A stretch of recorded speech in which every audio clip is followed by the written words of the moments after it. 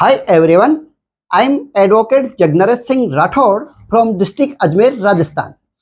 अगर आपने इस चैनल को पहली बार विजिट किया है तो मैं आपसे रिक्वेस्ट करूंगा कि आप इस चैनल को सब्सक्राइब करें और इस वीडियो को शेयर करें। इस चैनल के द्वारा कानून की जटिल प्रक्रिया और उसकी भाषा को सरल शब्दों में आप तक पहुंचाने के लिए प्रयत्न किया गया है, जो शायद कानून की जानकारी बढ़ाने में आपकी मदद करेगा। शादी जहां दो व्यक्तियों का मिलन होता है, वहीं तलाक, डिवोर्स दो व्यक्तियों के बीच जुदाई, अलगाव की एक स्थिति है। भारत में हिंदू विवाह एक धार्मिक प्रक्रिया भी है और एक कानूनी प्रक्रिया भी है, जो हिंदू मैरिज एक्ट 1955 के तहत आता है, जिसमें मैट्रिमोनियल रिलेशनशिप से संबंधित कानूनी प्रक्रिया को बताया गया है। कई बार आपसी मनमुटाव, वैचारिक मतभेद, रोज रोज के झगड़े इतने बढ़ जाते हैं कि बात तलाक तक पहुंच जाती है। किसी रिश्ते में यदि पति और पत्नी एक दूसरे के साथ खुश नहीं हैं और अलग होना चाहते हैं, तो कानून में इसके लिए तलाक का प्रावधान है। हिंदू विवाह अधिनियम की धारा 13 में तलाक लेने से संबंधित प्रावधान कानून बताए गए हैं। भारतीय कानून के तहत तलाक लेने के लिए केवल दो ही तरीके हैं। इन दो तरीकों के अलावा अन्य कोई तीसरा तरीका नहीं है। नंबर 1, एक तो आप म्यूचुअल मतलब आपसी सहमति से तलाक ले सकते हैं, जिससे तलाक लेने के लिए दोनों पक्षकारों की सहमति होती है, जिसे आपसी सहमति से तलाक लेना कह सकते हैं।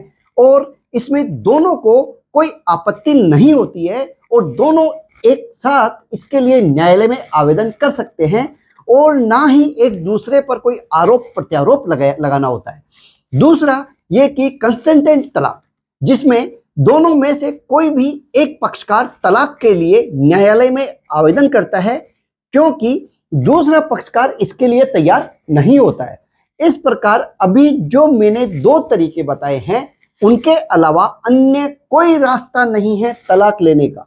हिंदू मैरिज एक्ट 1955 के सेक्शन 13A में जो तलाक के आधार बताए गए हैं, उनमें से नंबर 1 क्रूरता, जिसके आधार पर सबसे ज्यादा तलाक की पिटीशन कोर्ट्स में लगाई जाती है, तथा जिसको आज मैं डिटेल में आपको समझाने वाला भी हूं। नंबर 2 जारता, एडल्ट्री। नंबर 3 अभित्याग, डिसर्जन। नंबर 4 धर्म परिवर्तन, कन्वर्शन। नंबर 5 मस्तिष्क विकृतता, अनसाउंडनेस ऑफ माइंड। नंबर 6 कोड, लेप्रोसी। नंबर 7 रतिजन्य रोग, वेरिनल डिजीज। नंबर 8 संसार परित्याग, renunciation of the world. Number 9 प्रकल्पित मृत्यु, प्रिज्यूम्ड डेथ। नंबर 10 न्यायिक पृथक्करण, जुडिशियल सेपरेशन। नंबर 11 दाम्पत्य अधिकारों के पुनर्स्थापना की डिग्री का पालन न करना। Number 12 बहुविवाह, bigamy. नंबर 13 पति द्वारा बलात्कार, रेप, गुदामेथुन, सोडोमी अथवा पशुगमन, बेस्टिलिटी। नंबर 4 भरण पोषण की डिग्री के आधार पर तलाक, डिग्री ऑफ मेंटेनेंस। इस प्रकार ये मुख्य कारण हैं जो मैंने अभी आपको शॉर्ट में जल्दी बताए हैं।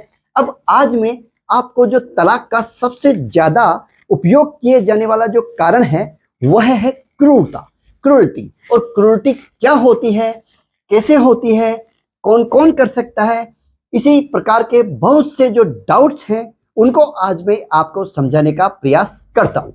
अब सबसे पहले समझते हैं कि क्रूरता क्या है। श्री पदचार बनाम बसंताबाई के मामले में मैसूर हाईकोर्ट ने बताया कि विधि में क्रूरता असंख्य प्रकार की हो सकती है। यह साधारण और गंभीर प्रकृति की भी हो सकती है। यह physically, mentally, economically, sexually, orally और भी कई प्रकार से हो सकती है। यह शब्दों से, इशारों से, या हिंसा से, या अहिंसा से, या केवल चुप रहने की अवस्था से भी हो सकती है। यही कारण है कि न्यायालयों ने कोई एक विशेष परिभाषा क्रूरता की नहीं दी गई है और ना ही कानून में इसकी कोई विशेष परिभाषा दी गई है। विधिक क्रूरता समय समय पर सामाजिक तथा आर्थिक परिस्थितियों के परिवर्तन के साथ बदलती रहती है। क्रूरता का प्रश्न केस के संपूर्ण तथ्यों पर तथा विवाह के पक्षकारों के आपसी संबंधों पर निर्भर किया जाएगा। उनकी संस्कृति, स्वभाव, स्थिति, उनका स्वास्थ्य, उनके प्रतिदिन के जीवन के आपसी संबंध तथा अन्य अनेकों सारी बातों पर क्रूरता का विचार किया जाएगा, जो सब नहीं बताए जा सकते हैं।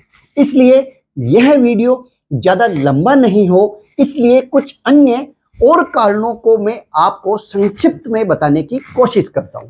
जैसे पति द्वारा पत्नी के प्रति क्रूरता के रूप में क्या माना जाता है, जैसे अपने परिवार और दोस्तों के सामने पति को अपमानित करना, पति की सहमति के बिना गर्भ मतलब प्रेगनेंसी को समाप्त करना, मनगढ़ंत तथ्यों के आधार पर झूठे झूठे आरोप लगाना, बिना किसी वैध कारण के शारीरिक संबंध बनाने के लिए इनकार करना, पत्नी का किसी अन्य व्यक्ति से अफेयर होना, पत्नी अनैतिक जीवन व्यतीत कर रही हो, पत्नी के द्वारा पैसे की लगातार मांग करना, अनुचित पैसे की मांग, पत्नी का आक्रामक और बेकाबू व्यवहार, पति, माता पिता और परिवार के साथ दुर्व्यवहार करना।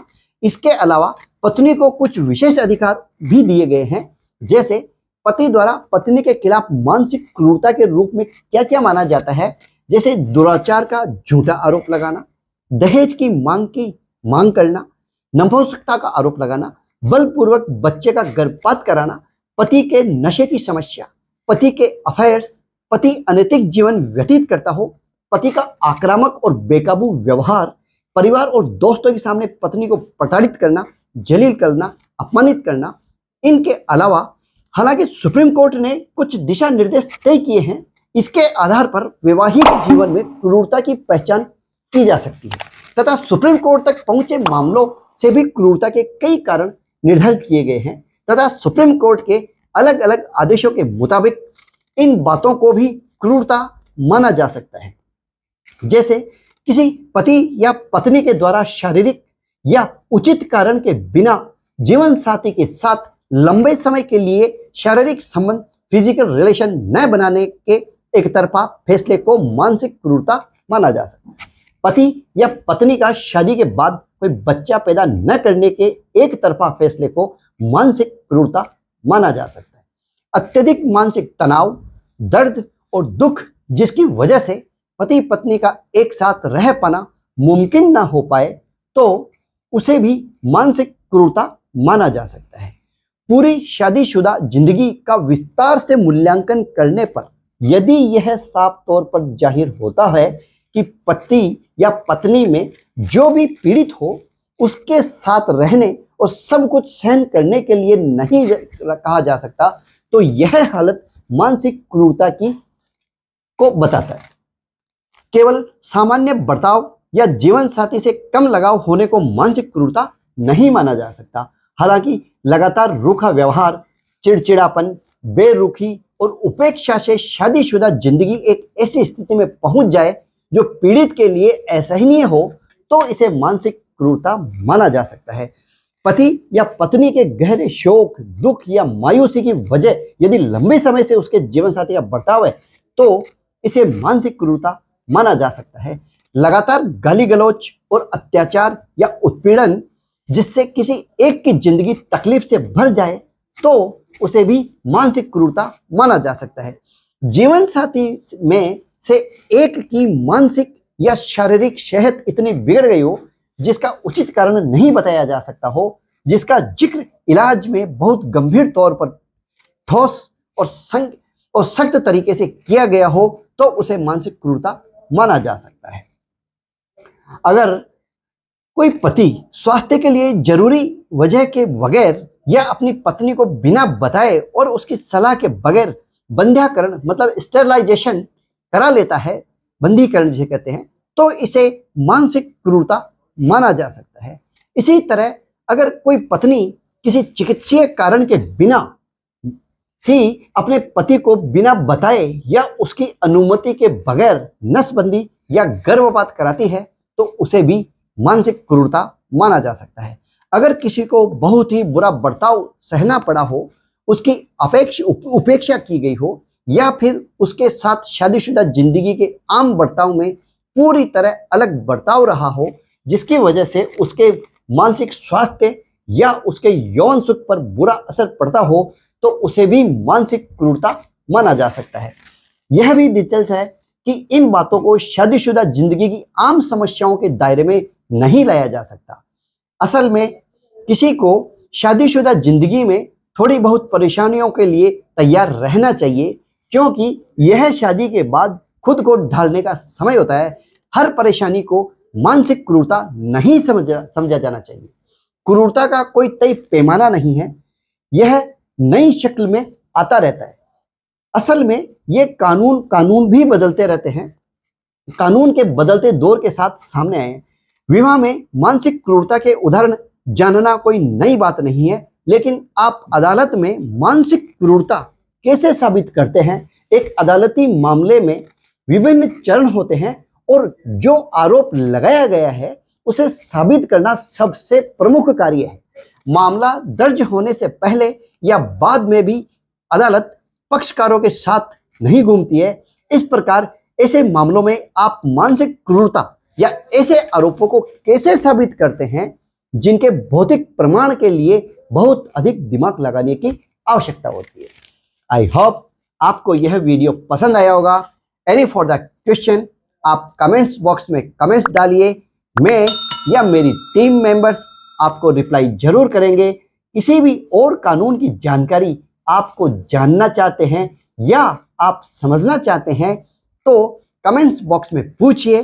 हमें जरूर बताते रहिए कि आपको हमारा यह प्रयास कैसा लग रहा है, क्योंकि आपके कमेंट्स मुझे व मेरी टीम को इंस्पायर करते हैं, नए वीडियोस बनाने के लिए मोटिवेट करते हैं। We are always with you, ahead of you in the fight for the protection of your rights. आपके अधिकारों की सुरक्षा की लड़ाई में हम हमेशा आपके साथ हैं, आपके आगे हैं। Thank you. जय हिंद।